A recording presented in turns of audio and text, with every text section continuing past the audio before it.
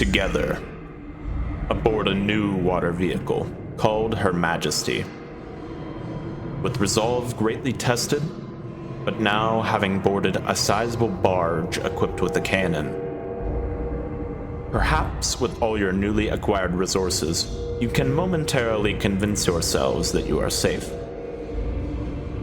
You've even recruited Aloysius, amphibian and competent marksman, who blends in with the Empire's hegemonic state as well as he does in the murky depths of the Reliquary. Maybe there is even hope for a return to normalcy once you can finally exit from this gargantuan nightmare. Ridley, from an early point after encountering these deadbeats, recognized that they are not averse to getting in over their heads. Ridley, teetering on the brink of madness themselves, just once out. They shouldn't even be here. They did nothing wrong. I mean, they only killed a man.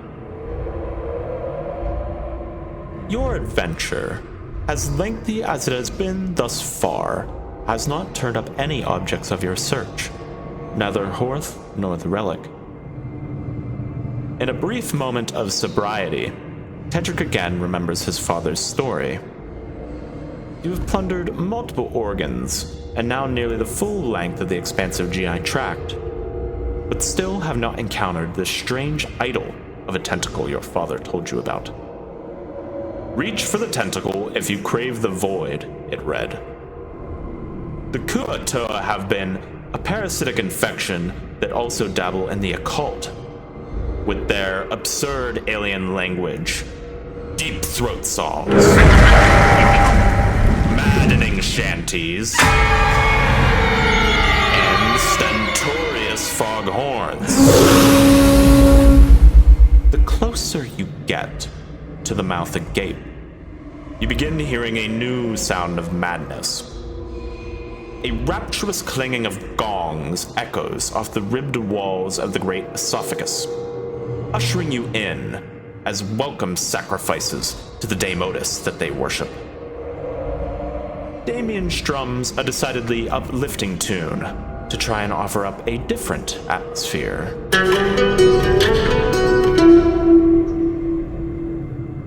The rest of the party rows with all their might against the continuous stream of seawater pouring into the great coelacanth's gut. For a moment, Damien is interrupted from his strumming as he sees a familiar face. Is that Corelius's ghost hovering up there? Before you have time to take a closer look, an ethereal gust of wind finds itself behind the sails of your ship as you are carried against the stream of the esophagus. Tedric begins receiving visions of Horth again. The studious half-orc can be seen fending off the monsters atop a precarious hanging bridge strewn across the fish's great maw. The bridge is a means to access their damnable idol, the great tentacle Bryson told you about. Horth mutters something beneath his breath, uncannily aware that others can somehow hear him. Knowing the future has been a blessing and a curse. I wonder if Savon could also witness his undoing. Damien too begins hearing Horth's voice inside his mind. Don't come out to me, but thank you for coming. I already know this ends, I'm afraid. Goodbye. Very briefly, as you emerge over the precipice that is the coelacanth's throat, you can see Horth in the flesh. He shouts to you. Thank you all for everything.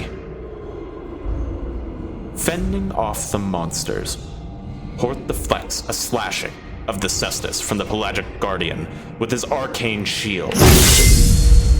He halts the advance of the shaman, clutching the rattling urchin end of its staff, which pierces through his able hand. The guardian, finding an opening, slashes apart the splint supporting Horth's elbow.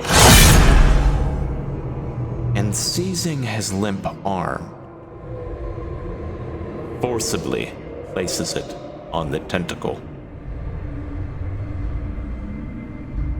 With a scream, the tentacle furls as Horth is whisked into the void.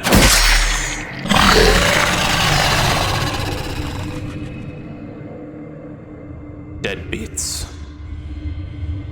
What will you do?